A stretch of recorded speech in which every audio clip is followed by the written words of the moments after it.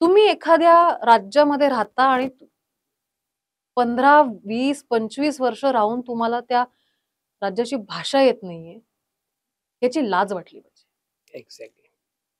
आम्ही अपेक्षा करतच नाही की बाबा तू काल आलायस आणि उद्यापासून मराठी बोलायला लाग. मी तर 2, 3, 4 काय 5 वर्ष अपेक्षा करत नाहीये. कारण तुला लागतील कदाचित ही 5 वर्ष मराठी भाषा शिकायला. पण तू प्रयत्न किती करतोय? ते ते ढोलाचा आवाज, तो ताशाचा आवाज, it gives you peace within. So ढोल ताशा माझ्यासाठी ते आहे. म्हणजे अनेक जणांना असं वाटतं की अरे कलाकार मंडळी किंवा मला सुद्धा बरेच जण म्हणतात की अरे पब्लिसिटीसाठी करतात. पण ही पब्लिसिटी जी आता तुम्हाला सोशल मीडियावर दिसतीये, ती आत्ता सुरू झाली. गेले 4-5 वर्ष सुरू झाली. त्याच्या आधी एवढं सोशल मीडियाही नव्हतं बरोबर. आणि सोशल मीडियावर ही पब्लिसिटीही नव्हती. सो मला आहे की मी म्हणून मला जेव्हा कॉलेजमध्ये गॅदरिंग्समध्ये वगैरे बोलवतात हां. तेव्हा आणि मला सांगतात की तू आजकालच्या मुलींना काय काय सांगशील? काय सांगशील किंवा काय सल्ला देशील? प्रेम करू नका. मी म्हणणार प्रेमामध्ये वेळ घालवू नका. प्लीज नका. आत्ता ते वाटतंय तुम्हाला की प्रेम फार महत्वाचं आहे आणि बापरे, अरे बापरे, पहिलं प्रेम वगैरे, वगैरे.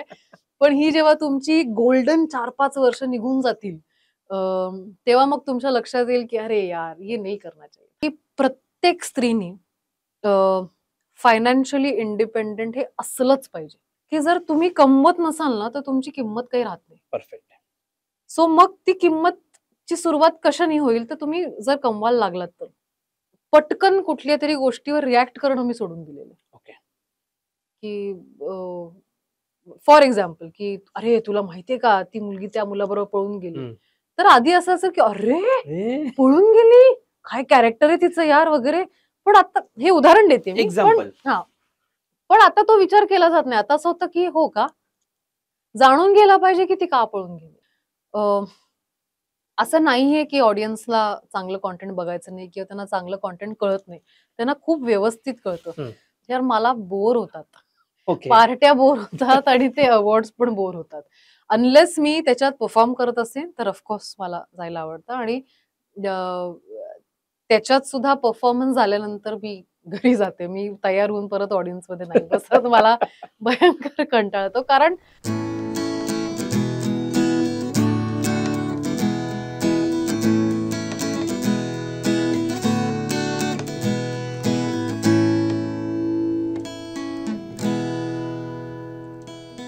नमस्कार, मी रोहन धालवलकर. इसाब निधी चॅनलच्या छापा गाठा या कार्यक्रमात तुम्हा सर्व रसिक प्रेक्षकांचं अगदी मनापासून स्वागत करतो. मित्रांनो, आज तुमची खूप वर्षांची इच्छा पूर्ण होणार आहे. आम्हाला जेव्हापासून आम्ही इसाब निधी सुरू केलं तेव्हापासून मोजक्या 2-3 व्यक्तींबद्दल सारखं कमेंटमध्ये विचारलं जायचं, ह्या कधी येणार इसाब निधीच्या चॅनलला, कधी तुम्हाला मुलाखत देणार, कधी गप्पा मारणार. कारण की ती व्यक्ती अशी आहेच. कारण जिने मराठी चित्रपट, नाटक, सिरियल्स एवढंच नाही तर तिने दक्षिणेत देखील काम केलंय. अशी तुमची माझी सर्वांची आवडती ब्युटी विथ ब्रेन जिला म्हटलं जातं, अशी श्रुती मराठे आपल्या भेटीला आली आहे. नमस्कार श्रुती. नमस्कार. श्रुती, इसाब नीतीच्या छापा गाठा या कार्यक्रमात तुझं मी मनापासून स्वागत करतो. थँक्यू. खूप आम्हाला खूप बरं वाटतंय.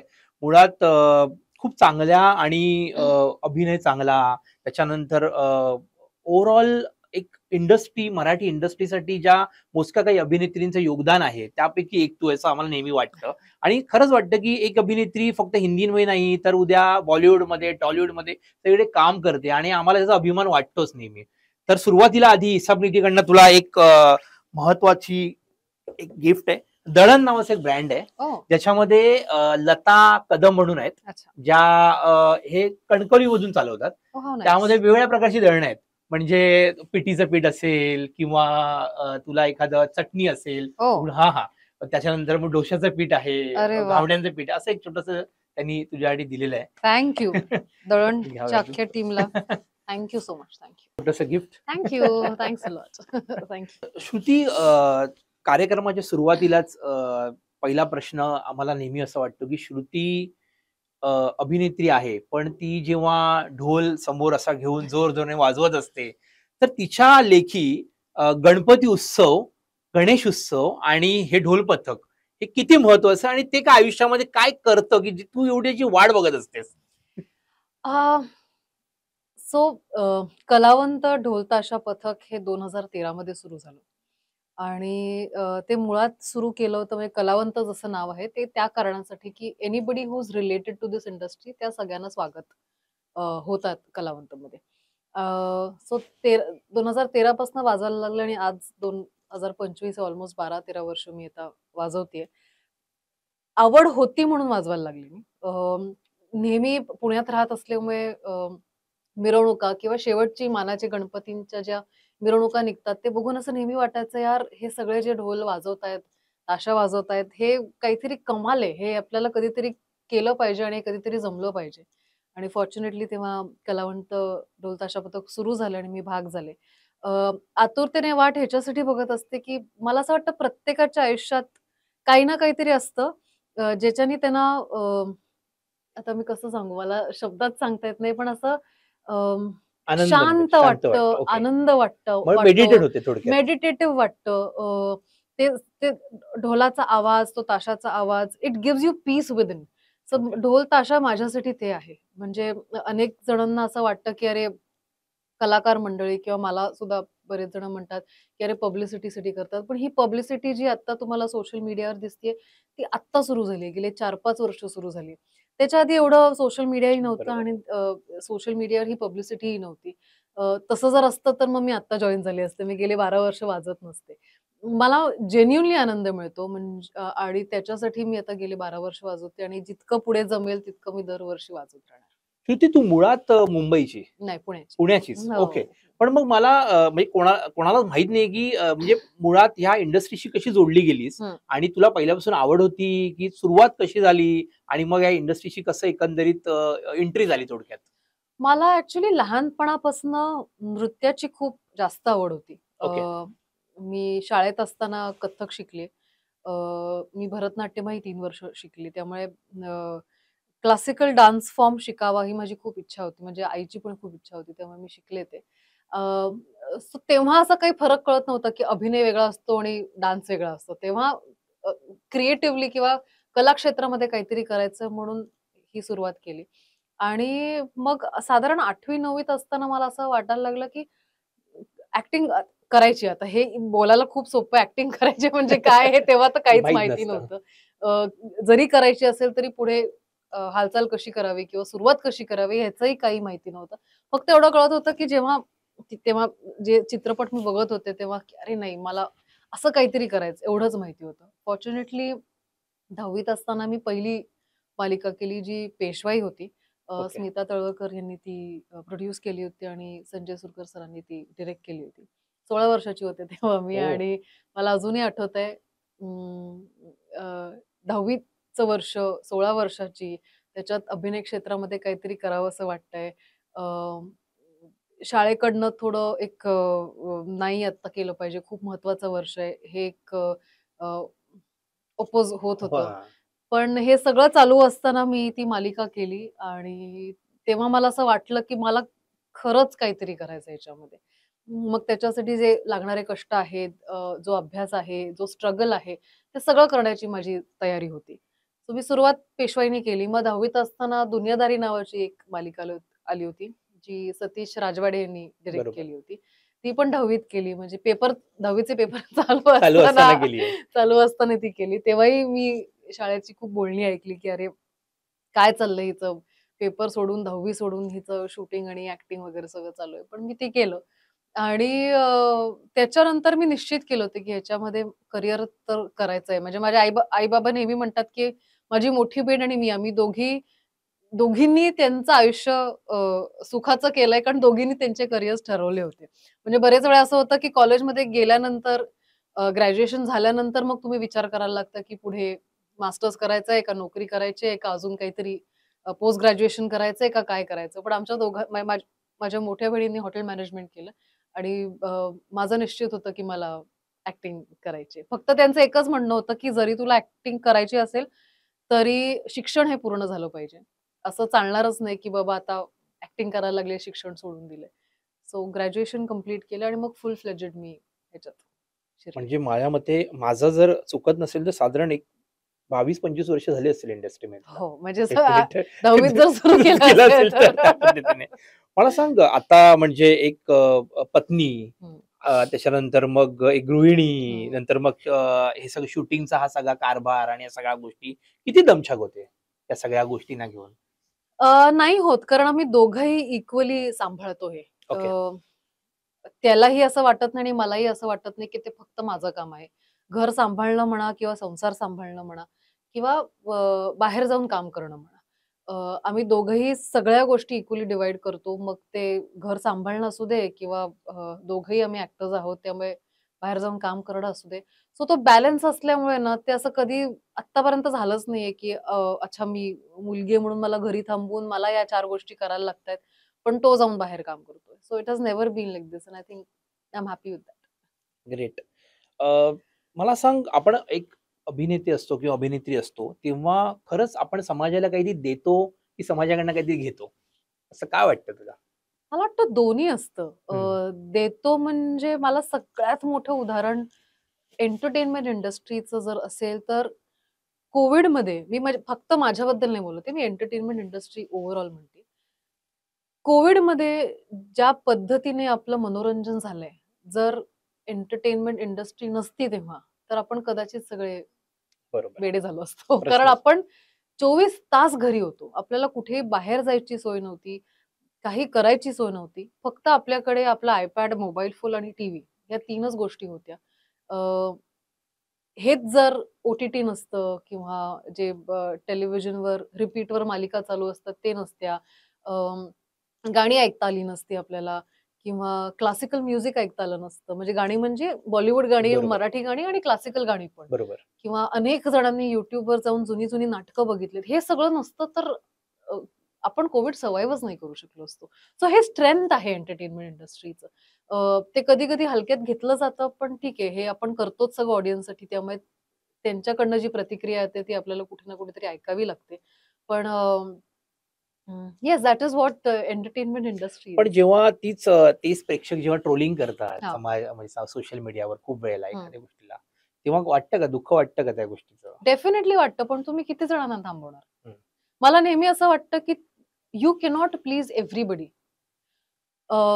हे सेल्फ एनालिसिस असणं खूप गरजेचं असतं, की मी जे करतीये त्याच्याशी जर एक 70-80% लोकं सहमत असतील, तर माझा ट्रॅक व्यवस्थित चालू आहे. मी 100% लोकांना कधीही खुश ठेवू शकणार नाहीये, खुश करणार नाहीये. ओके. 70-80% ना जर माझं काम आवडत असेल, मी जे करते ते आवडत असेल, I am very happy with it. मग ते 20% इग्नोर केलं तरी चालेल.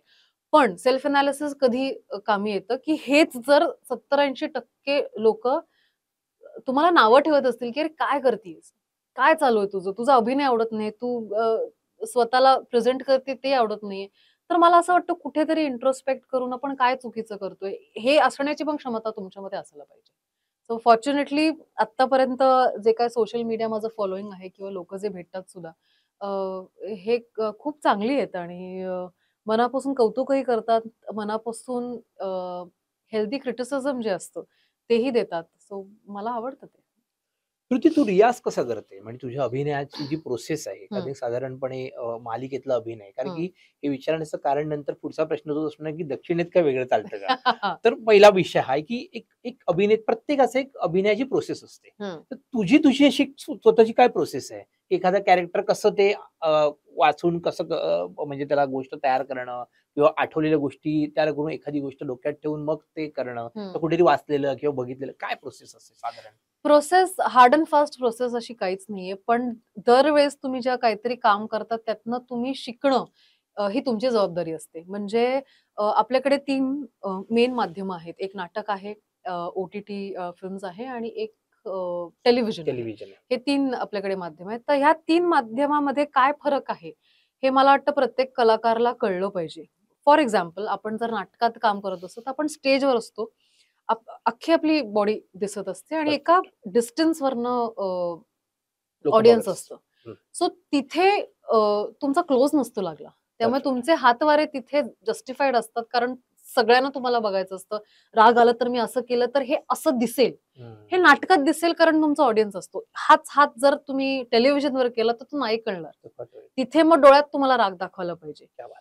सो हे हे जाणून घेणं खूप महत्वाचं असतं. मला अनेक जणांनी जे आपल्या इंडस्ट्रीमध्ये दिग्गज आहेत, त्यांनी नेहमी सांगितलं, की एका ॲक्टरला स्पेशली फिल्म्स आणि ओ-टी-टीमध्ये काय लेन्स वापरतोय, हे माहिती असणं खूप इम्पोर्टंट आहे. ओके. जितकी वाईड लेन्स तितकी तुमची अख्खी तुमचं शरीर शरीर दिसणार आहे. दिसणार आहे. जितकं मोठी म्हणजे 100 म्हणा, 85 म्हणा, हे सगळे जे असतात ते क्लोजअपसाठी लेन्स वापरले जातात. बरोबर. सो मग जेव्हा तुमचा कॅमेरा इथे असेल, तर मग तुम्ही जोरात श्वास जरी घेतला तरी तो कळणार आहे. सो ह्या छोट्या-छोट्या गोष्टीचं भान असणं हे खूप महत्वाचं आहे मला असं वाटतं ॲक्टरसाठी आणि हे तर ओव्हर द टाईम शूट करताना तर मी शिकत गेले. पण अनेक वेळा खूप जेव्हा आपण फिल्म्स बघतो, ओ-टी-टी बघतो ना, तेव्हा ह्या गोष्टी सुद्धा ऑब्झर्व्ह करणं माझ्यासाठी खूप महत्वाचं असतं.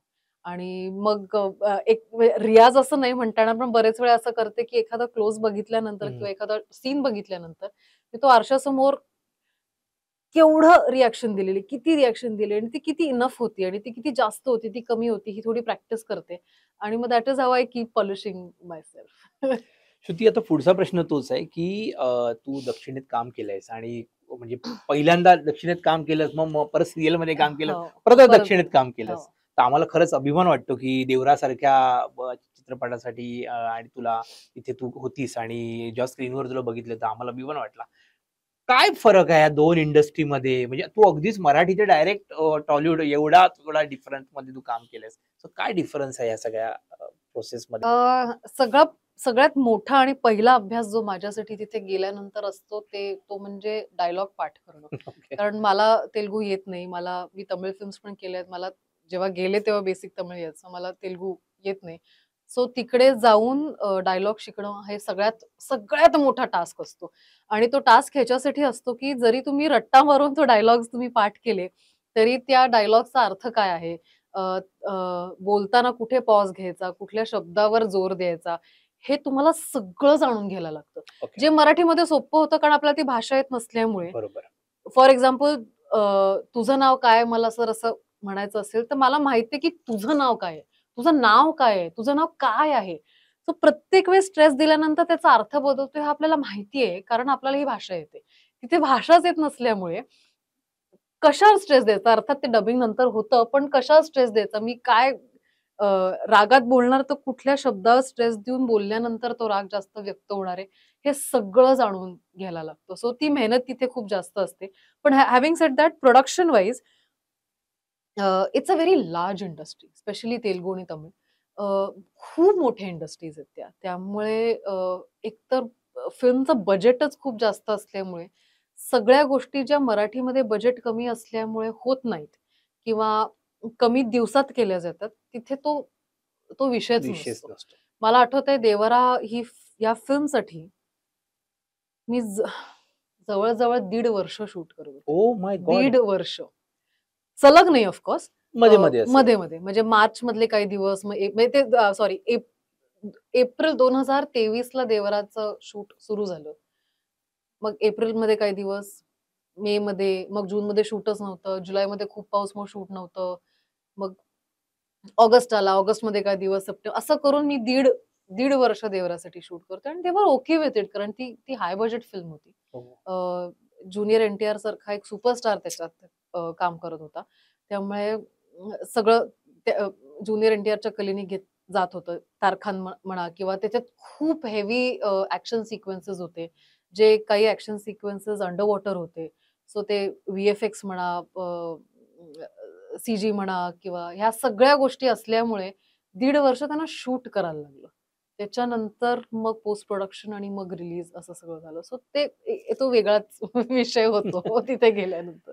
श्रुती, तुला असं ॲप्रिशिएशन मिळालेलं असं एखादी गोष्ट तिथे किंवा इथे कुठेही जी तुला असं वाटलं, की ज्याने तुला मोटिव्हेशन मिळालं? म्हणजे एखाद्या कलाकाराकडनं असेल किंवा एखाद्या प्रेक्षकाकडनं असेल, जी गोष्ट तुला वाटली मी म्हणजे ही गोष्ट केली किंवा हा रोल केला किंवा हं, एखादा सीन दिला, हं. तर एखाद्या मोठ्या माणसाने कोणी असं ॲप्रिशिएशन दिलं, जे तुला नेहमी लक्षात राहिलं? अ, मला नेहमी अनेक जण हे कॉम्प्लिमेंट देतात.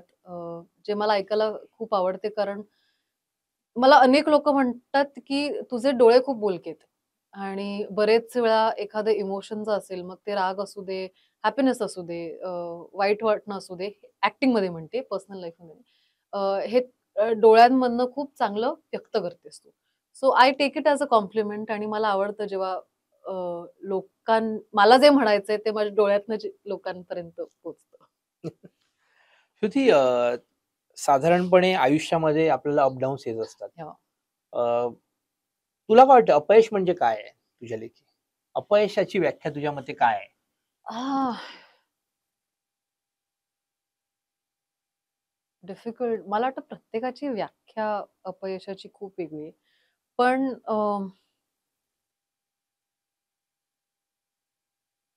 मला असं वाटतं, की if you stop trying for something, जोपर्यंत तुम्ही गिव्ह अप करत नाही, तोपर्यंत तुम्हाला अपयश हे आलेलं नसतं. ज्या दिवशी तुम्ही सगळं सोडून आता मी हारली, आता मला ह्या गोष्टीमध्ये परत प्रयत्न करायचाच नाहीये. दॅट इज द टाईम मला असं वाटतं ते अपयश असतं तुमच्यासाठी. म्हणजे प्रयत्न जेव्हा आपण बंद करतो बंद तेव्हा करतो, तेव्हा ते अपयश असतं.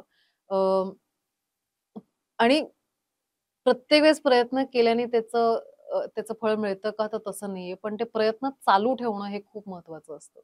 मग ते तुमच्या पर्सनल लाईफमध्ये असू दे किंवा तुमच्या प्रोफेशनल लाईफमध्ये असू दे. ज्या दिवशी तुम्ही ठरवता, "भाई ये मुझसे नहीं होगा." त्या दिवशी ते अपयश असतं, असं मला वाटतं. श्रुतीला भीती कशाची वाटते सर्वात जास्त? अं,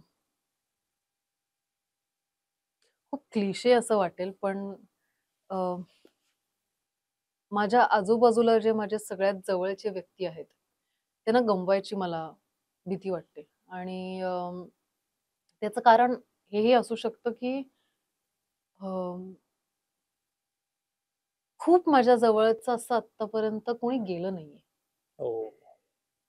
म्हणजे आपण म्हणतो ना, आई-वडील म्हणा, बहीण-भावंड म्हणा, नातेवाईक म्हणा, जे तुमच्या सगळ्यांच्या आपल्या ज्या जवळचे असतात, जवळचे असतात. त्यातलं एकही कोणी गेलं ना, की जो त्रास होतो, ते मी अनेक जणांकडे बघितलेलं आहे. बघितलेलं आहे. टचवूड म्हणजे मला हे हे नाही करायचं, पण माझ्या सगळ्यात जवळचे व्यक्ती अजूनही माझ्याबरोबर आहेत. त्यामुळे ते ते लोकं जातील कधीतरी ह्याची भीती मला भयंकर त्रास देते. पण श्रुती, आता आयुष्यामध्ये खूप वेळेला असं होत असतं, की आपण खूप प्रयत्न करतो, हं, पण यश येत नसतं. हं, खूप वेळेला आपण काहीच करत नाही, पण काहीतरी यश येऊन जातं. हं, तुला काय वाटतं नशीब ही जी गोष्ट आहे, हं, जी माणसाला नेहमी 2 गोष्टी आहेत.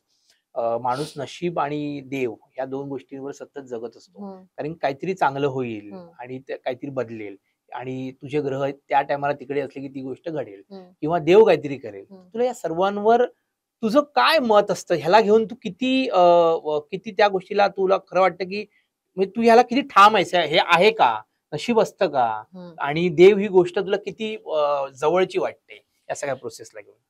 मला सगळ्यात आधी असं वाटतं, की कष्टाला पर्याय नाहीये. हे तर ओके. 100% आहे. म्हणजे तुम्ही फक्त सगळं तुमच्या भविष्यावर किंवा तुमच्या डेस्टिनीवर आणि देवावर सोडून, मी आता घरीच बसणार आहे आणि बघू आता देव काय करतो किंवा माझ्या नशिबात काय लिहिलंय, असं होणार नाही. तुम्हाला कष्ट हे करावेच लागतात. त्या कष्टांचं फळ कसं द्यावं, हे कदाचित डेस्टिनी आणि अ, देव ठरवत असेल. मी ओके. उदाहरण देते तुला. देवाराचाच किस्सा देते. हं. तुला माहिती आहे देवारी ही फिल्म कशी मिळाली मला? म्हणजे हे उदाहरण नेहमी देते आणि कदाचित this will answer your question की डेस्टिनी आणि देवामध्ये विश्वास ठेवायचा का नाही ठेवायचा? बरोबर. माझा आहे आणि म्हणून मी हा किस्सा किस्साच. सांगते. 2022 मध्ये जेव्हा गणपती उत्सव झाला अ, आणि अगेन ढोल ताशा आणि या सगळ्यांचे फोटोज माझे खूप व्हायरल झाले होते आणि ते साधारण 3-4 महिने व्हायरल होते ते. एक दिवस मला प्रिसाइजली सांगते 2023 एप्रिलमध्ये देवाराचं शूट सुरू झालं. 2023 फेब्रुवारीमध्ये मला पहिल्यांदा फोन आला. एक ओके. प्रोडक्शन हाऊसचा हैदराबादमध्ये, की असं-असं आहे एका फिल्मचा आम्ही शूट सुरू करतोय, तर तुम्हाला आम्ही कन्सिडर करतोय.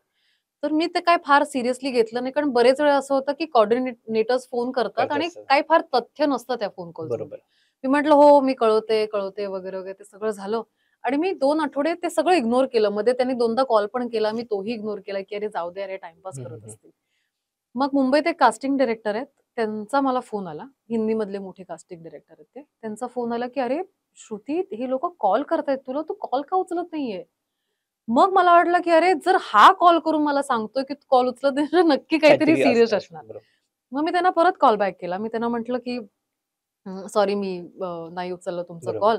आणि ते म्हटले की अशी-अशी एक फिल्म आहे आणि त्या फिल्मचं नाव आहे देवारा आणि त्याच्यात ज्युनियर एन-टी-आर आहे. त्या ज्युनियर एन-टी-आरच्या बायकोच्या रोलसाठी आम्ही तुम्हाला फोन करतोय. तर अगेन मला असं वाटलं की ज्युनियर एन-टी-आर आहे, बायकोचा रोल असा किती असणार वगैरे. पण मी म्हटलं अपॉर्च्युनिटी चांगली आहे, संधी खूप चांगली आहे, त्यांना बरोबर. भेटायला काहीच प्रॉब्लेम नाही. मग मी त्यांना हैदराबादमध्ये गेले, माझी एक लुक टेस्ट झाली आणि मला खूप उत्सुकता होती की सगळ्यांमध्ये मीच का? हां. म्हणजे येस. साऊथमध्ये इतके ॲक्ट्रेसेस आहेत, तेलुगूमध्ये खूप आहेत, तमिळमध्ये खूप आहेत, हिंदीमध्ये खूप आहेत, सगळं सोडून मीच का? मग त्यांनी मला म्हटलं की हम लोगों ने एक्चुअली आपके वो ढोल के फोटो देखे और वो देखने के बाद हमको लगा ये सूट करेगी. अरे! तर हे काय आहे? हे नशीबच आहे. परफेक्ट. तर म्हणून कष्ट करणं खूप महत्वाचं असतं. मग त्याला थोडासा हातभार एक तुमचा नशिबाचा लागतो आणि देवाचा लागतो. पण कष्ट करणं फार हे महत्वाचं असतं. कुठे काय लिंक होईल काही सांगू शकत नाही. काहीही सांगता येत नाही. म्हणजे मी बरेच वेळा असं सांगते, की खूप वेळा कष्ट करून, ऑडिशन्स देऊन वगैरे ते ऑडिशन्स कधीच क्रॅक झाले नाहीयेत. आणि मग देवारासारख्या अजून एक माझी एक ओ-टी-टीवर एक सीरीज येणार आहे. ती रिलीज झाल्यानंतर कदाचित त्याचा किस्सा सांगेन, आता नाही सांगता येणार. पण ती पण अशीच, की आपके फोटोज अच्छे लगे, तो प्लीज उनको जाके आप मिलिये. त्यांच्या ऑफिसमध्ये गेले. ते मला भेटले. मोठे डिरेक्टर आहेत. मी आता नाव नाही घेऊ शकत कारण अजून काही रिव्हील नाही झालेलं आहे. आणि ते मला म्हणाले, की नाम के लिए एक छोटासा ऑडिशन मेरे ही ऑफिस में करते हैं. ते ऑडिशन केलं मी आणि दुसऱ्या दिवशी सांगितलं, "you are on board and you are doing this OTT series." तर मला असं की अरे, इथे मरत-मरत अरे! मी इतके ऑडिशन्स केलेले आहेत, की मला हे करायचंय, तसं करायचंय. होप मी सिलेक्ट होईन. आय होप मला ही संधी मिळेल. असं रडत-रडत मी इतके ऑडिशन्स केलेत, ते कुठेही काही-काही त्यातले वर्कआउट नाही झालेले आहेत. आणि मग देवारासारखी किंवा या वेब सीरीजसारखी एक संधी येते, जिथे काही नाही करायला लागत. जाऊन भेटायला लागतं आणि तुम्हाला काम मिळतं. क्या सो बात असं काही त्याच्यामध्ये हे नाहीये म्हणजे रूल नाहीये, की काय असंच काम मिळेल असंच किंवा काम मिळेल, तसंच काम तसंच मिळेल, काम असं मिळेल. काही नाहीये. बरोबर.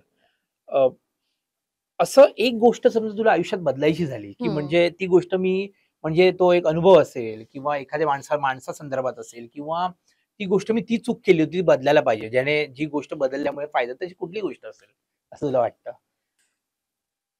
मी नेहमी आहे ना, माझ्या स्वतःला सांगते, की कॉलेजमध्ये असताना मी खूप वायफळ वेळ घालवलेला आहे. ओके. टवाळक्या करण्यामध्ये, कॉलेज कुठलं होतं? सेंट मीराज ओके. पुण्यामध्ये. पुण्यामध्ये. अ, टवाळक्या करण्यामध्ये, इकडे-तिकडे फिरण्यांमध्ये, करियर सिरियसली न घेण्यामध्ये, प्रेमात पडण्यामध्ये इतका वेळ वाया घालवलेला आहे, की ते नसतं केलं ना, तर कदाचित आज गोष्टी अ, वेगळ्या असत्या. वेगळ्या इन व्हॉट ओके, सेन्स, की मी स्वतःला सिरियसली खूप लवकर घ्यायला लागली असते. ओके. ते तिथे एक सॉलिड म्हणतात ना, पीक ऑफ यूथची 4-5 वर्ष माझी तिथे गेली, जी तू कॉलेजमध्ये कॉमर्स ग्रॅज्युएट की आर्ट्स? नाही arts arts graduate. Graduate. Okay. So मला आहे की मी म्हणून मला जेव्हा कॉलेजमध्ये गॅदरिंग्समध्ये वगैरे बोलवतात हां. तेव्हा आणि मला सांगतात, की "तू आजकालच्या मुलींना काय काय सांगशील? काय सांगशील किंवा काय सल्ला देशील?" प्रेम करू नका. मी म्हणणार, टाईमपास. "प्रेमामध्ये वेळ घालवू नका. प्लीज नका." आत्ता ते वाटतंय तुम्हाला, की प्रेम फार महत्वाचं आहे आणि बापरे, अरे बापरे, पहिलं प्रेम वगैरे, वगैरे. पण ही जेव्हा तुमची गोल्डन 4-5 वर्ष निघून जातील, अ, तेव्हा मग तुमच्या लक्षात येईल, की "अरे यार, ये नहीं करना चाहिए." ती बांधणी अधिक जास्त मजबूत करता आली हो. असती. जेणेकरून येणाऱ्या पण असं वाटतं का कधी-कधी, की पण ते दिवस पण मजेशीर असतात, की जेव्हा असतं ना, मजा हां, करायची. मी असं हां. म्हणत नाही, की बाबा नुसतं कामामध्ये हं. स्वतःला इतकं ओतून घ्यायचं, हां. की बाकी जगच विसरायचं असं नाहीये. पण तेव्हा काय होतं, यू आर सो व्हल्नरेबल, की अ, तुम्हाला बॅलन्स नाही करता येत. बरोबर. एखादी गोष्ट जर आवडायला लागली ना, त्याच्याकडे कल इतका जास्त नकळत जातो, की मग जिथे दुसरीकडे लक्ष द्यायला पाहिजे, तिथे लक्ष दिलंच जात नाही. तो बॅलन्स नाही करता येत मग. आणि तिथे मला वाटतं, की बऱ्यापैकी यंग मुलं आणि मुली गणतात, की प्रेम तर कराच ऑफकोर्स मैत्री पण खूप महत्वाची आहे. प्रेम महत्वाचं आहे. पण तिथे इतकं पण वाहून जाऊ नका तुमच्या करिअरकडे कडे तुमचं लक्ष जात नाहीये. कारण हे 3-4 वर्ष तुम्हाला घडवणार आहेत. इथे तुम्ही जर तुमचं बेस्ट नाही दिलं, तर पुढचं करिअरचा जो तुमचा पाथ आहे, तो कदाचित डगमगेल. सो बरोबर आहे. Concentrate on that. तू एका कलामंच सारख्या कलावंत आहे कलावंत. कलावंत सारख्या एका संस्थेशी जोडली गेलेली आहेस आणि गणेश उत्सव जो टिळकांनी त्या टायमाला सुरू केला आणि या सगळ्या गोष्टी तुला काय वाटतं मराठी साहित्य आणि मराठी कल्चर आणि मराठी भाषा आता सगळीकडेच ह्या विषयाला घेऊन खूप सारं चर्चा आहे आणि सगळ्या गोष्टी आहेत. ऑब्व्हियसली मला वाद या विषयाने घेऊन नाही, पण तुझ्या लेखी किती महत्वाच्या आहेत आणि सध्याच्या मातृभाषा आणि मराठी भाषा आणि हे संपूर्ण कल्चर हे किती आपल्याला आनंद देते किंवा कसं बांधून ठेवते तुला वाटतं? आपलं मराठी साहित्य अफाट आहे. म्हणजे तुम्ही जितकं त्यामध्ये खोल जाल तितकं तुम्हाला कळायला लागेल की आपल्याकडे खूप आहे ऐकायला, वाचायला, इन्स्ट्रुमेंट सुद्धा ह्या सगळ्या गोष्टी खूप आहेत. फक्त त्याची आवड निर्माण झाली पाहिजे आणि त्याचा आस्वाद घेतला पाहिजे. मराठी भाषा किंवा जो सगळा आता वाद चालू आहे बेसिकली महाराष्ट्रामध्ये, मला असं खूप मनापासून वाटतं की जी लोक आज आलेली आहेत महाराष्ट्रामध्ये त्यांच्याकडनं तुम्ही मराठी बोलाच हे अपेक्षा करणं खूप चुकीचं आहे. ओके. कारण मी सुद्धा जेव्हा हैदराबादला जाते किंवा चेन्नईमध्ये जाते त्यांची अपेक्षा नसते की मी येऊन फटाफटाफटा तमिळ बोलावं किंवा तेलुगू बोलावं.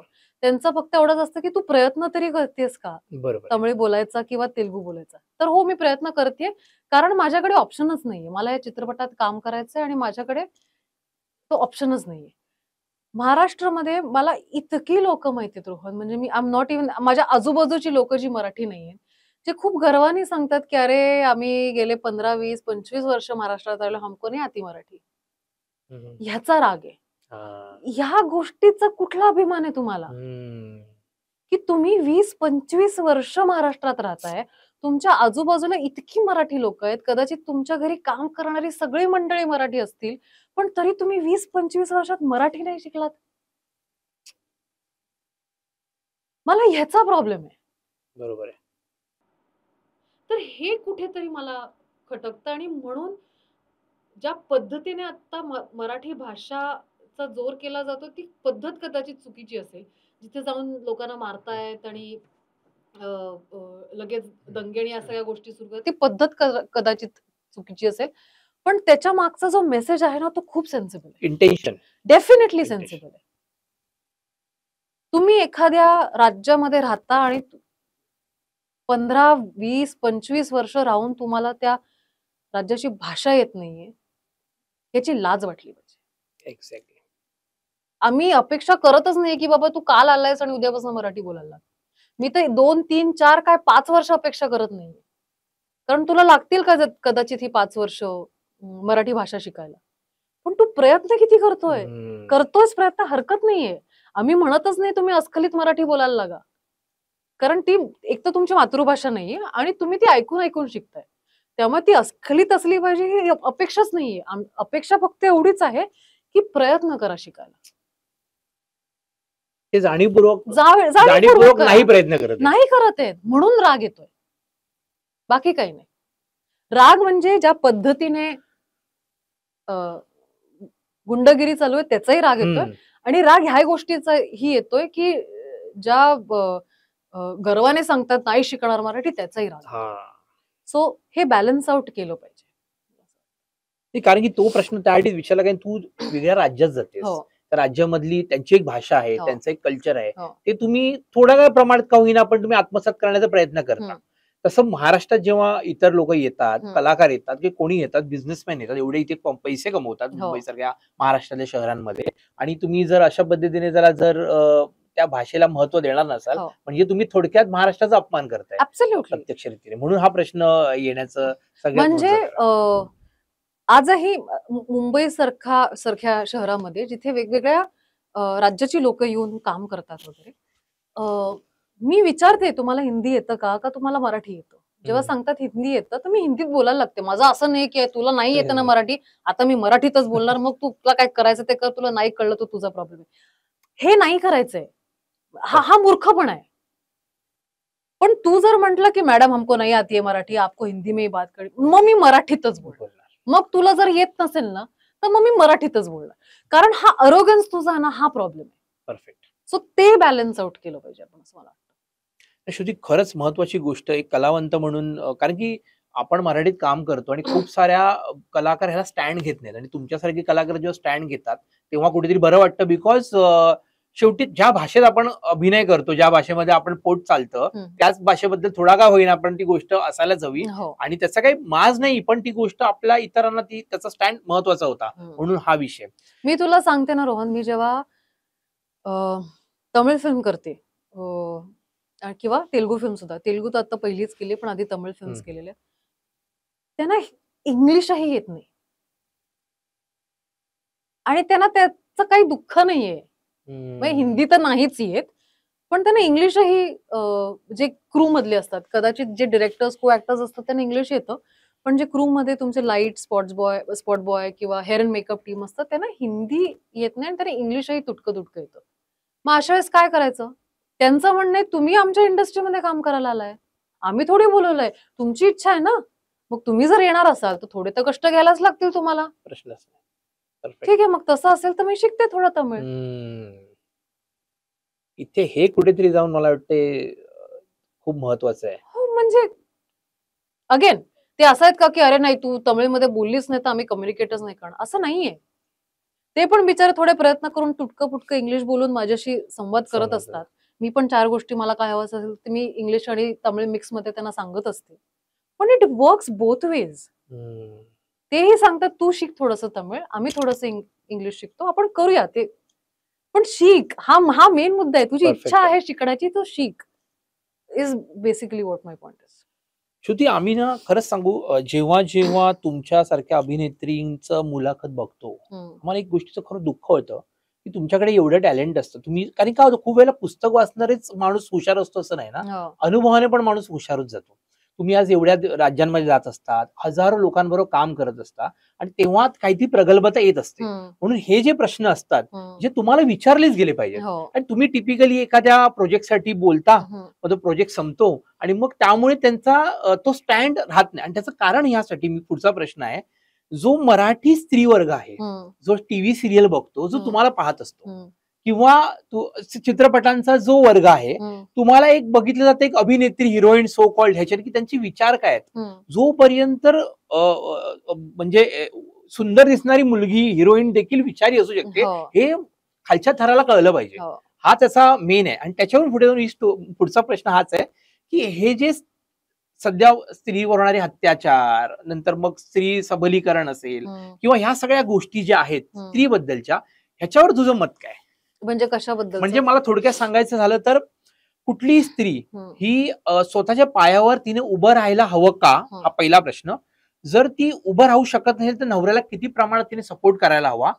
खूप वेळेला त्याचा गैरवापरही स्त्रिया करतात वेगळ्या पद्धतीने. सो ह्या एकंदरीत आत्ताच्या घडीला स्त्री आणि पुरुष ह्या समानतेला तू किती मानतेस, किंवा स्त्रीने नेहमीच वर राहायला हवं आणि पुरुष प्रधान संस्कृती साधारण आपली आहे, तर तुला असं वाटतं का स्त्री प्रधान संस्कृती व्हायला हवी? मला सगळ्यात आधी वाटतं की प्रत्येक स्त्रीने फायनान्शियली इंडिपेंडेंट हे असलंच पाहिजे. कारण ओव्हर द इयर्स आपण जे बघत आलेलो आहे किंवा आता सुद्धा बरेच घरी या गोष्टी घडत असतील की जर तुम्ही कमवत नसाल ना तर तुमची किंमत काही राहत नाही. परफेक्ट. सो मग ती किंमतची सुरुवात कशाने होईल तर तुम्ही जर कमवायला लागलात तर त्याच्याने जेव्हा तुम्ही कमवायला लागता तुमच्यामध्ये कॉन्फिडन्स येतो, चुकीच्या गोष्टी सहन तुमच्याकडनं होत नाही आणि मग त्याच्यावर उपचार केला जातो. सो फायनान्शियली इंडिपेंडेंट असणं हे खूप इम्पॉर्टंट आहे. अनफॉर्च्युनेटली आपल्याकडे काय झालेलं आहे की हे वाढत गेलंय की बायका फायनान्शियली इंडिपेंडेंट होत आहेत, पण जे वर्षानुवर्ष संसार चालवणं असतं त्याच्यात काही फार बदल नाही झालाय. त्याच्यात हळूहळू होतोय, पण तो बदल होण्यासाठी खूप वेळ आहे. म्हणजे तो बदल कसा की आधी पुरुष बाहेर काम करायचे, बाई घर सांभाळायची. अजून तसंच अपेक्षा केली जाते की बाईनी घर सांभाळावं, पण बाईनी बाहेर जाऊन काम पण करावं आणि फायनान्शियली इंडिपेंडेंट पण व्हावं. सो इथे कुठेतरी बदल घडण्याची गरज आहे, जो बदल हळूहळू होतोय, जो शहरांमध्ये जे दोघंही नोकरी करतात त्याच्यामध्ये तो दिसतोय. पण we still have a very long way to go.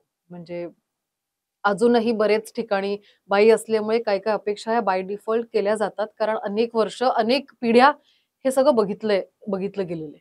So वेळ लागेल, पण आय होप या गोष्टी बदलल्या जातील.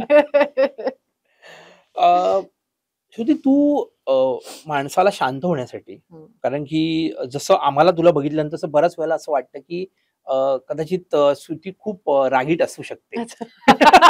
किंवा स्ट्रिक्ट असू शकते, कसंही हां, असू हां. शकतं. पण खूप वेळेला माणूस स्वतःवर एक काम करतो. हो. तर स्वतःला एक शांत करणं किंवा मेडिटेट करणं, हं. स्वतःला एक लेव्हल वर घेऊन जाणं, यासाठी श्रुती काय करते? ओव्हरऑल तू स्वतःमध्ये अंतर्मुख स्वतःला करते, आत्मचिंतन करते किंवा हं. काय पद्धतीने स्वतःला कारण शेवटी हे जर नाही केलं तर माणूस इथून हो, स्थिर राहू शकत नाही. हो. तर तुझं त्याच्यावर काय म्हणजे तुझं काय वर्क असतं वर्किंग काय आहे त्याच्यावर? मी तुला खरं सांगू, मी आणि गौरवनी एक प्रोडक्शन हाऊस सुरू केलंय, ब्लॅक हं, कॉफी प्रोडक्शन्स. हं, प्रोडक्शननी मला इतकं शांत केलेलं आहे ना, हं. मी कशा अर्थी तुला सांगते. त्याच्या आधी ना बरेच वेळा असं होतं, की एखादी गोष्ट मनासारखी नाही झाली किंवा काही झालं तरी चिडचिड करणं हा एकच त्याच्या मागचा उपाय आहे असं वाटायचं. की अरे मला तो ड्रेस हवा होता पण डिझायनरनी फोनच नाही उचलला. उदाहरण दिलं. तर का नाही उचलला? असं कसं माझा फोन उचलू शकत नाही? असं वाटेल वगैरे हे एकमेव एकच. ऑप्शन होतं हे असं वाटायचं. प्रोडक्शन केल्यानंतर जेव्हा हीच गोष्ट होते, तेव्हा असं वाटतं की ठीक आहे आता नाही उचललाय, दुसरा ऑप्शन काय आहे आपल्याकडे? हा हं. ऑप्शन आहे का? ठीक आहे याला फोन करा. आणि this happens because that work has to go on. That work has to be finished. आणि चिडचिड करणं हा त्याच्यावरचं सोल्युशन नाहीये. हे प्रोडक्शननी मी म्हणून जेव्हा म्हणते ना, प्रोडक्शननी मला शांत केलेलं आहे. ते ह्याच्यासाठीच केलेलं आहे, की राग येणं, चिडचिड करणं हा एकमेव त्याच्या मागचा उपाय असू शकत नाही. पर्याय निघू शकतो. पर्याय निघू शकतो. शांतपणे विचार केला तर अनेक पर्याय निघू शकतात. पण तो शांत राहणं ह्याच्यासाठी खूप महत्वाचं आहे आणि ते मला प्रोडक्शनने शिकवलं. म्हणून आता बरेच वेळा असं होतं, की अ, अ, पटकन कुठल्यातरी गोष्टीवर रिएक्ट करणं मी सोडून दिलेलं आहे. ओके. की फॉर एक्झाम्पल, की "अरे, तुला माहितीये का ती मुलगी त्या मुलाबरोबर पळून गेली." हं. तर आधी असं असेल, की "अरे, ए पळून गेली? काय कॅरेक्टर आहे तिचं यार" वगैरे. पण आता हे उदाहरण देते मी. पण एक्झाम्पल. हां. पण आता तो विचार केला जात नाही. आता असं होतं, की हो का? जाणून घ्यायला पाहिजे, की ती का पळून गेली. डायरेक्टली हं. तिच्या कॅरेक्टरवर डाउट घेण्यापेक्षा ती का पळून गेली? तिच्या घरी तिला खूप त्रास देत होते, तिला मारत होते का ती बावळटच होती? तिला माहितीच नव्हतं कसं हँडल करायचं. Rather than just going to a conclusion आणि असं रिएक्ट करणं. सो हे एक्सपिरियन्सनी, प्रोडक्शननी अनेक वर्ष काम केल्याने ह्या सगळ्या गोष्टी आय थिंक तुम्हाला शिकवतात आणि तुम्हाला शांत करतात. पण खूप वेळेला असं म्हटलं जातं श्रुती, की आयुष्यामध्ये मित्र असले पाहिजेत, मैत्रिणी हो, असल्या पाहिजेत. हो. तुझे किती मित्र आहेत? आणि इंडस्ट्रीत खऱ्या अर्थाने किती मित्र आहेत? मैत्रिणी, मित्र व्हॉटएव्हर. काय वाटतं इंडस्ट्री खरंच मित्र असतात, की फक्त एक कलीग असतात? माझ्या इंडस्ट्रीमध्ये खूप मित्र-मैत्रिणी नाहीयेत. ओके. मोजके आहेत. अ, पण मला माझा कधीच असा ग्रुप ऑफ फ्रेंड्स नाही झाले. माझ्या सगळ्यांबरोबर जे आता जवळचे मित्र-मैत्रिणी आहेत, सगळ्यांबरोबर अशी वैयक्तिक एक खूप चांगली मैत्री आहे. आणि मला ते तसं ठेवायला आवडतं. सगळ्यात ओके. तंगड्यात तंगडे घालून एकच ग्रुप करूया आणि मजाच करूया, हा प्रकार मला नाही आवडत. मैत्री टिकवणं अ, ही खूप अवघड गोष्ट आहे. आणि मी ह्याच्यासाठी म्हणते कारण त्याच्यामध्ये ना तुम्हाला एफर्ट्स टाकावे लागतात. नुसतं मैत्री करून आता ठीक आहे, जो भी होगा देखा जाएगा होत नाही. समोरचा समोरचा मित्र किंवा मैत्रीण चे काय प्रॉब्लेम्स आहेत, त्याचा काय आनंद आहे, तो कशातनं जातोय, हे जितकं वाटतं की आपण त्यांनी आपल्याला समजून घ्यावं, तितकं त्याला समजणं पण आपलं काम आहे. So hmm. It can never be a one way street. मी आज जर माझे 4 प्रॉब्लेम सांगते, तर हे कुठेतरी डोक्यात ठेवलंच पाहिजे, की उद्या त्याचे 4 प्रॉब्लेम्स असणार आहेत आणि मी ते ऐकून घेणार आहे, कारण मी खूप चांगली मैत्रीण आहे. क्या बात सो मैत्री टिकवणं खूप अवघड आहे आणि त्याच्यासाठी वेळ देणं, कष्ट घेणं, बॅलन्स आउट करणं हे खूप महत्वाचं असतं. बरेच वेळा असं होतं आणि झालेलं आहे सुद्धा माझ्याबरोबर, की एखादी मैत्री सुरू झाली आणि एका पॉइंट नंतर दोन्ही बाजूनी असं वाटलं, की ही खूप जनरल मैत्री, ही स्पेशल मैत्री नाहीये, व्हिच इज ओके. दरवेळेस असं कुठेही लिहिलं नाहीये, की अरे कोणीतरी नवीन चांगलं मित्र किंवा मैत्रीण झालं तर खासच झाले पाहिजेत. देअर आर जस्ट फ्रेंड्स असणारे पण मित्र-मैत्रिणी तुमच्या आजूबाजूला असतात, जे पण महत्वाचे असतात. म्हणजे असं नाहीये. If you want to really have a good time तर एखादा छान कुणीतरी असा मित्र किंवा मैत्रीण जर तुम्हाला भेटतील एक एक संध्याकाळी तर छान वाटतं ते. पण they are not the inner circle. Hmm. They are a circle after that. आणि मग येतात आउटर सर्कल, जे हाय हॅलो, कधीतरी इव्हेंट्सना भेटतात, कधीतरी गप्पा टप्पा होतात, आयुष्यात काय चालू आहे ह्याच्यावर जनरल चर्चा होते, ऍक्टिंग वाईज काय चालू आहे, that's it. So it is very, ते सर्कल आखणं तुमच्यासाठी खूप महत्वाचं असतं. येस. पण मी खूप वेळेला पाहिलंय की म्हणजे तू पार्टीज किंवा अवॉर्ड्स असं खूप कमी दिसतेस, हो हल्ली खूप कमी दिसतेस. हो. तू जाणीवपूर्वक जात नाहीस की म्हणजे कधी वेळच मिळत नाही किंवा असं काही डोक्यात नसतं? यार मला बोर होतात, ओके. पार्ट्या बोर होतात आणि ते अवॉर्ड्स पण बोर होतात. अनलेस मी त्याच्यात परफॉर्म करत असेल तर ऑफकोर्स मला जायला आवडतं. आणि अ, त्याच्यात सुद्धा परफॉर्मन्स झाल्यानंतर मी घरी जाते. मी तयार होऊन परत ऑडियन्समध्ये नाही बसत. मला भयंकर कंटाळा येतो. कारण काही होतच नाही त्यातनं. म्हणजे तुम्ही ही सगळी मंडळी तुम्हाला कधी ना कधीतरी सतत भेटत राहणार आहेत. त्याच्यासाठी त्यांना भेटण्यासाठी एका अवॉर्ड फंक्शनला जायची गरज आहे का? तर नाहीये. मी त्या अवॉर्ड फंक्शनला जाईन जर मी तिथे परफॉर्म करत असेन. मी त्या अवॉर्ड फंक्शनला जाईन जर माझं नॉमिनेशन असेल तर. पण नुसतं तयार होऊन तिथे बसणं मला आवडत पण नाही आणि मला पटत पण नाही. म्हणून कदाचित अवॉर्ड फंक्शन्समध्ये मला बघितलं नसेल.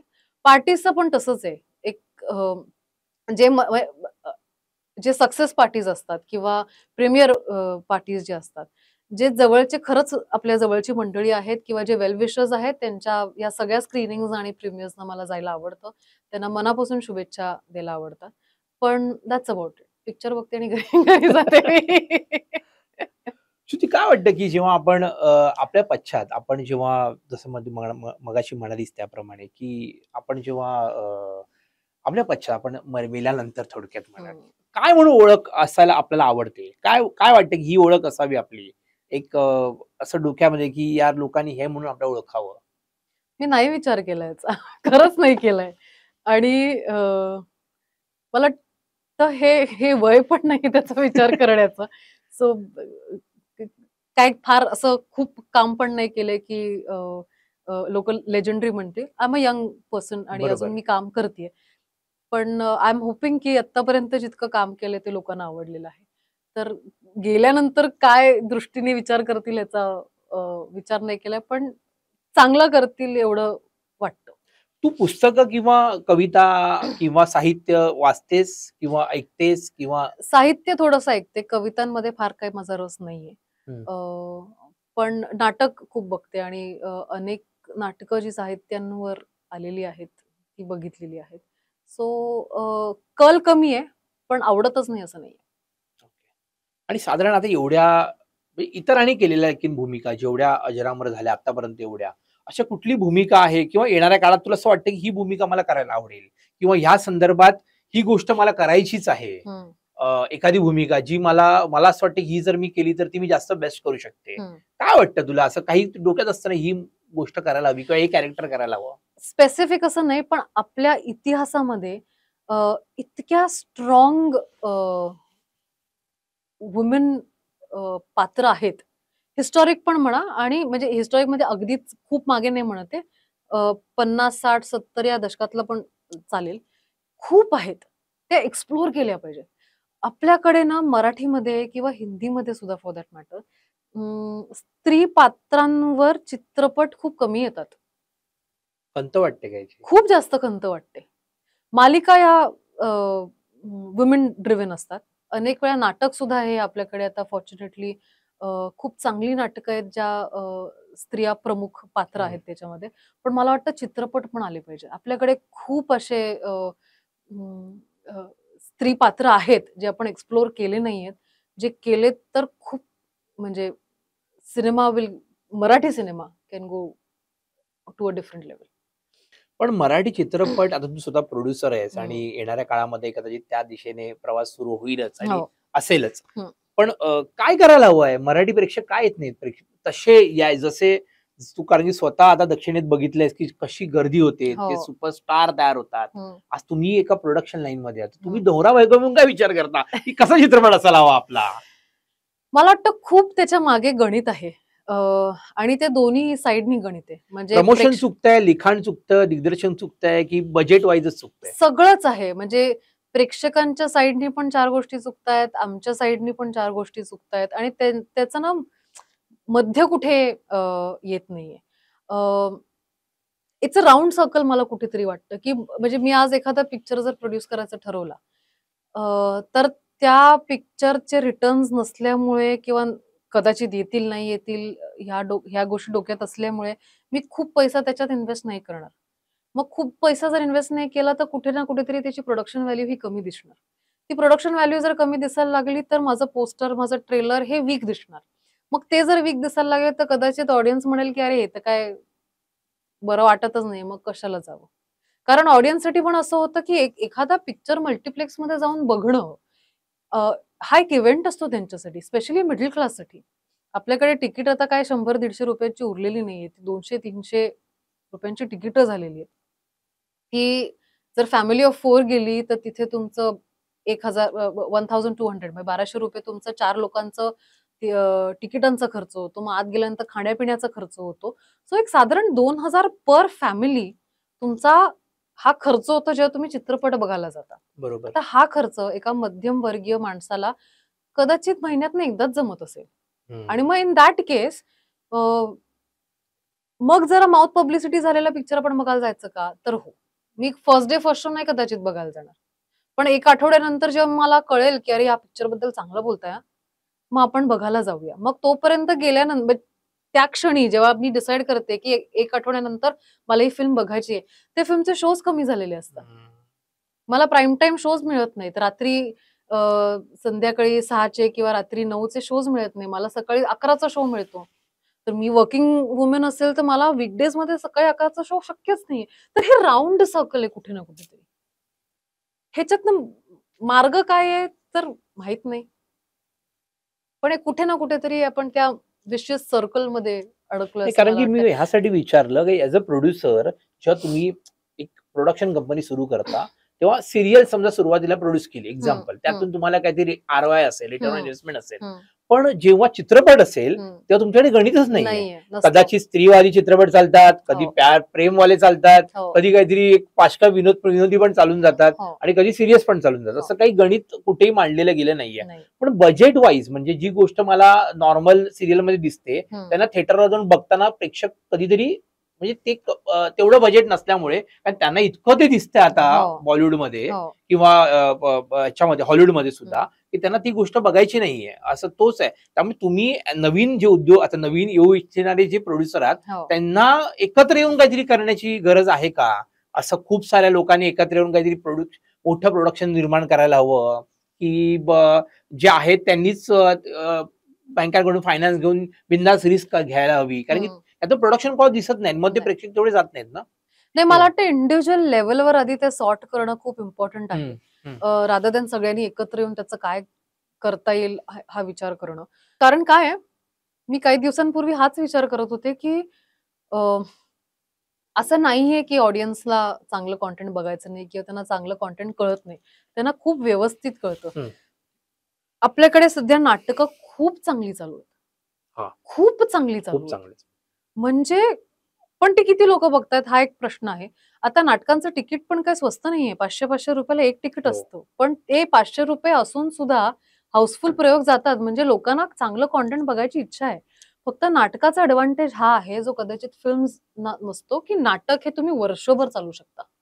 मी हं. आज हा प्रयोग नाही बघितला, तर मला माहितीये, की कदाचित 2 आठवड्यानंतर या नाटकाचा परत प्रयोग लागणार आहे. येणार आहे. तेव्हा माझ्याकडे पैसेही असतील कदाचित बघायला आणि माझ्याकडे वेळही असेल. मग मी मी ती ₹500 ची इन्व्हेस्टमेंट त्या नाटकासाठी तेव्हा करेन. फिल्मचं असं होतं, की फ्रायडेला रिलीज होतं. तुम्हाला मंडे, ट्युसडे पर्यंत ऑडियन्स आणि रिकव्हरी जर दिसली नाही, तर थिएटरवाले त्यातनं काढून टाकतात पिक्चर. हं. सो हे गणित अजून सॉल्व्ह करणं ते कसं होणार आहे मला नाही माहिती. ते काहीतरी त्याच्यावर मार्ग काढला पाहिजे. आय डोंट नो येट पण हो. येस. नाही, कारण की ॲज अ प्रोड्युसर म्हणून तुमचं लाईन ऑफ ॲक्शन काय आहे याला घेऊन? हो. कारण की कसं होतं मी परत-परत हा प्रश्न प्रत्येक प्रोड्युसरला यासाठी विचारतो, की तुम्ही व्हिजनरी आहात का? हो. आणि सेन्स ऑफ मिशन काय आहे तुमचं? म्हणजे तुम्ही एक काय होतं, की कुठलीही कंपनी जेव्हा उभी राहते, त्या हं. कंपनी करताना स्ट्रॅटेजीज होतात. हो. कुठल्याही कंपनीमध्ये. मग ते एक डिपार्टमेंट वाईज स्ट्रॅटेजीज होतात. त्यांच्या हं. बिझनेस ग्रोथला साठी नेक्स्ट 5 इयर्स, 10 हं. इयर्स, 12 इयर्स ही गणितं असतात. हं. आणि त्याच्यावरती प्रोसेस चालते. म्हणजे जेवढ्या मी मुलाखती घेतल्या आहेत, हं. त्या प्रत्येक कलाकाराची खंत अशी होती, की आमच्याकडे प्रोसेसच नाहीये. हं. म्हणजे जेव्हा मला हे माहित पाहिजे की माझा प्रॉफिटेबिलिटी इबिटा जर 10% खाली आला तर मला वर कसा घेऊन जायचा, ज्यासाठी कन्सल्टंट ठेवले जातात हिंदी चित्रपटांमध्ये. म्हणजे करण जोहर सारखा व्यक्ती कन्सल्टंट काम करतो बिग फोर वगैरे या कंपन्यांकडनं. पण मराठीमध्ये असा काही प्रकार दिसत नाही. हा सिरियल चित्रपट नाही चालला, मग साताऱ्यातला एक प्रोड्युसर बोलवा रे, कोल्हापूर मधला शोधा रे, इकडे, तर ते त्याने काही इंडस्ट्री मोठी होणार नाहीये ना. आणि थिएटर मिळत नाही म्हणून जे बोललं जातं, म्हणून मला असं वाटतं नेहमी की जी स्ट्रॅटेजी पेपरावर येते, कारण की मी राजेश मापुसकरांची मध्ये मुलाखत घेतली तेव्हा मला सांगितलं राजू हिराणी 5-5 वर्ष का लावतात चित्रपट बनवायला. त्यांच्या बेडरूम मध्ये मी इथून ते तिथपर्यंत त्यांचं पूर्ण विजन दिसलं मला. तरी प्रत्येक गोष्ट कशी कशी कशी होत, जसं तू म्हणाली 1.5 वर्ष जर तो सिनेमा बनवू शकतो, म्हणजे काय फायनान्स आणि काय प्लॅनिंग असेल. हे प्लॅनिंग कमी पडतंय का मराठीत? 100% पडत असेल ना, नक्की पडत असेल. मी त्या डेप्थ मध्ये अजून घुसली नाही, कारण मी चित्रपटाचा ॲज अ प्रोड्युसर विचार केलाच नाही. मी आता मालिका केली, त्याच्याबद्दल अभ्यास केला आणि त्याच्याबद्दल मी सॉर्टेड होते. ऍड्स केल्या, म्हणजे हे सगळे जे आहेत ऍड्स म्हणा, मालिका म्हणा, ह्याच्यामध्ये कुठनं तरी तुम्हाला पैसा येत असतो चॅनल मधनं. तो तुम्ही अर्थात तो उशिरा येतो, त्यामुळे त्याच्या आधी तुमची इन्व्हेस्टमेंट तिथे लागते, पण तो पैसा येतो इथे कुठेतरी, काही ना काहीतरी रिटर्न आहे, पैसा आहे हे दिसतं, आणि म्हणून तुम्ही ते रिस्क घेता. तेच प्रॉब्लेम आहे ना. काय होतंय की बिझनेसमध्ये आता एक सांगायची गोष्ट अशी की फक्त एक सेल्स म्हणून आपण काम करतो. म्हणजे मला हा प्रोडक्ट विकायचा आहे म्हणून मी या माणसाला अप्रोच होतो, मला एक गोष्ट तुम्ही घेता का, तुम्ही घेताय मग मी बनवते, तुम्ही घेताय तर मी बनवते, पहिलं कस्टमर पकडला जातो. ही साधारण रिस्क कॅल्क्युलेटिव्ह रिस्कची पद्धत आहे, बरोबर, जर मी चुकत नसेल. पण असं होत नाही, मी प्रोड्युसर झाले, माझी ही फायनान्स टीम आहे, ही माझी अकाउंटिंग टीम आहे, ही माझी HR टीम आहे, माझी प्रोडक्शन टीम आहे, ऑपरेशन टीम आहे, ह्या टीम माझी आहे, आणि ह्या त्यांना मी थिंकर्स बसून त्याच्यावर प्रोसेस करून मग मी गोष्ट ती मार्केटिंग सेल्सने फिरवेन.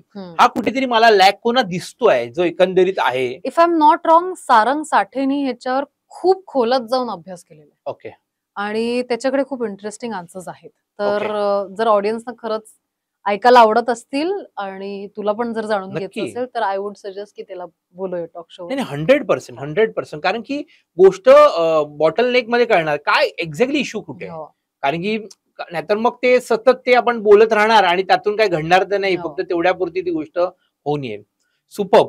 महत्वाची गोष्ट म्हणजे येणाऱ्या पुढच्या काळांमध्ये आम्हाला श्रुती कुठे कुठे दिसणार आहे, आणि आम्हाला आवडेल की काय नवीन प्रोजेक्ट आता ऍटलीस्ट सांगू शकतील असे तरी आम्हाला कळावेत. नावं तर आता नाहीच घेऊ शकणार, पण 2 वेब सिरीज वर आता काम चालू आहे. एकाचं शूट संपलंय, ती कदाचित दिवाळीत रिलीज होईल, आणि एकाचं आता काम सुरू होणार आहे. सो मला पर्सनली हिंदी की दोन्ही हिंदी. मराठीमध्ये आपल्याकडे OTTच नाही अनफॉर्च्युनेटली. जे होते ते बंद करायला लावले. एक्झॅक्टली. सो या 2 गोष्टींवर आता काम चालू आहे. आणि बाकी काही छोट्या छोट्या गोष्टी आहेत, पण ते आता डिस्कस करण्यात काही पॉइंट नाही, कारण त्या फायनल होण्याच्या मार्गावर आहेत. सो टचवूड सगळं बरं चाललंय. Great great great great. नाही, खूप मजा आली ऍक्च्युली तुला, म्हणजे वेगळ्या पद्धतीने तुला मी प्रयत्न केला की तू कशी आहेस, कारण की आम्ही आमचा महत्वाचा एलिमेंट आता आहे तो म्हणजे पुढचा, तो म्हणजे छापागाठा कार्यक्रमाचं नाव आहे.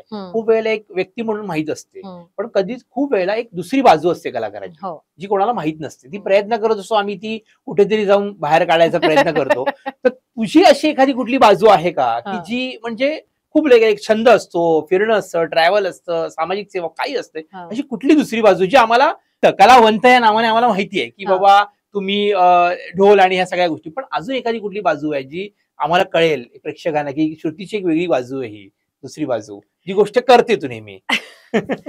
सो करतेपेक्षा मी स्वभावातला एक मुद्दा काढीन जे कदाचित जाणून घ्यायला आवडेल. आमच्या शाळेमध्ये कराटे कंपल्सरी होतं. सो माझी मोठी बहीण कराटेमध्ये ब्लॅक बेल्ट आहे आणि मी कराटेमध्ये ब्राऊन बेल्ट आहे.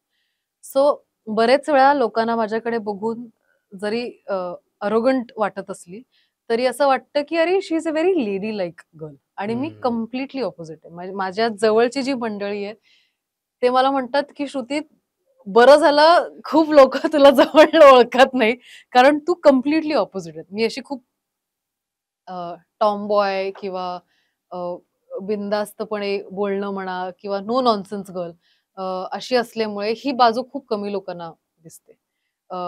लोकांसमोर किंवा ज्या व्यक्तींना मी फार ओळखत नाही त्यांच्या समोर एक पर्सनॅलिटी उभी करून वागणं हे जमतं मला. पण एकदा जवळच्या लोकांमध्ये गेले मी वेगळी असते. श्रुतीला विनोदी मालिका आणि असं करायला आवडेल का? अगदीच चित्रपट? आवडेल. मला इनफॅक्ट वाटतं, की कॉमेडी हे सगळ्यात अवघड आहे करणं. कारण ना कॉमेडी मुळात सब्जेक्टिव्ह आहे. मी एखादा जोक मारला तर तुला खूप आवडेल आणि तू खूप हसशील. ह्यांना कदाचित कळणार पण नाही आणि ते रिॲक्ट पण नाही होणार. सो कॉमेडी हा असा विषय आहे ना, की तुम्ही ट्रिकी आहे करणं. रडणं खूप सोपं आहे. राग दाखवणं खूप सोपं आहे. पण कॉमेडी करणं खूप अवघड आहे. सो कधीतरी एक्सप्लोर करायला आवडेल मला. ते कसं माहिती नाही पण आवडेल. कारण की आता हे हवा येऊ द्या, हास्य जत्रा हे सगळे जे कॉमेडी इतकी लोकांना माहीत झाली आहे, की हो. त्याच्यावर जाऊन काहीतरी करणं हो. हे तितकं आता सोपं राहिलेलं नाहीये. म्हणजे तुम्हाला एक वरचा टप्पा गाठावा लागतो. डेफिनेटली. कारण की हसायला येत नाही. नाही येत. त्यामुळे मी म्हटलं, की असा एक जॉनर कधी तुझ्याकडनं पाहायला नक्कीच आम्हाला आवडेल. आणि मलाही आवडेल काहीतरी असं करायला. So great Shruti, Yes. तू हिसाब नीतीला इतका वेळ दिलास आणि Thank आमची खूप दिवसांपासूनची इच्छा होती आणि Yes. तू यावंस. ऑब्व्हियसली एक जमान्यामध्ये तू क्रश आहेत लोकांची महाराष्ट्रातल्या आणि त्याच्यानंतर आणि खरंच तुझ्यासारख्या अभिनेत्रीने मराठीत खूप काम करावं. कारण की इतकी स्थिर अभिनेत्री जेव्हा चांगले रोल करते तेव्हा कुठेतरी त्या रोलला पण एक सन्मान मिळाल्यासारखा असतो. So thanks a lot. Thank you. आणि नक्की तू हिसाब नीतीच्या पुढच्या नवीन कुठल्या तरी एखाद्या कार्यक्रमानिमित्त आपण भेटूच. नक्की. आणि 100%. खूप मजा आली तुला भेटून. Thank you Rohan. Thank you so much. आणि खूप वेळ घेतला मी इथे यायला. पण फायनली इथे आल्यानंतर अगदी मनापासून मला गप्पा मारता आल्या कारण रोहननी मला खूप कम्फर्टेबल केलं. So thank you so much and hope to see you again. Great. तर मित्रांनो, आज आपण भेटलो श्रुती मराठे हिला. एक अभिनेत्री म्हणून कशी आहे हे तुम्ही नेहमी पडद्यावर पाहत असता. पण ती व्यक्ती म्हणून कशी आहे? तिचं सामाजिक एखाद्या गोष्टीबद्दलचं भान किती आहे? तिचं एखाद्या गोष्टीकडे बघण्याचा तिचा दृष्टिकोन कसा आहे? ती किती आध्यात्मिक म्हणता येणार नाही, पण एक देवभोळी आहे की देवाला मानणारी आहे? किंवा तिला एखादी गोष्ट बघत असताना ती कुठल्या दृष्टिकोनातून ती पाहते? ती आपलं आयुष्य सध्या कसं जगते? तिचे येणारे कुठले प्रोजेक्ट आहेत? अशा असंख्य गोष्टी ह्या भागामध्ये तुम्हाला पाहायला, ऐकायला आणि बघायला मिळतील. तेव्हा मित्रांनो, हिसाब नीती बघत राहा, छापा गटा बघत राहा, सबस्क्राईब करायला विसरू नका. कारण की तुम्ही सबस्क्राईब केल्यानंतर तेवढं चॅनल वर जातं. हे सगळेच चॅनलवाले सांगतात, पण आम्ही देखील सांगतो. जेणेकरून आम्हाला देखील एक मोटिवेशन मिळतं. नवीन विचारी लोकांना घेऊन यावंसं वाटतं. तुम्हाला काही गोष्टी सांगाव्याशा वाटतात. आणि ह्याच मोठं ठेवून हिसाब नीतीने माणसं वाचणारी कंपनी म्हणून सुरू केली आहे. चला भेटूया पुढच्या भागामध्ये नवीन विषयासह, नवीन विचारासह, नवीन माणसाबरोबर. तोपर्यंत गुड बाय.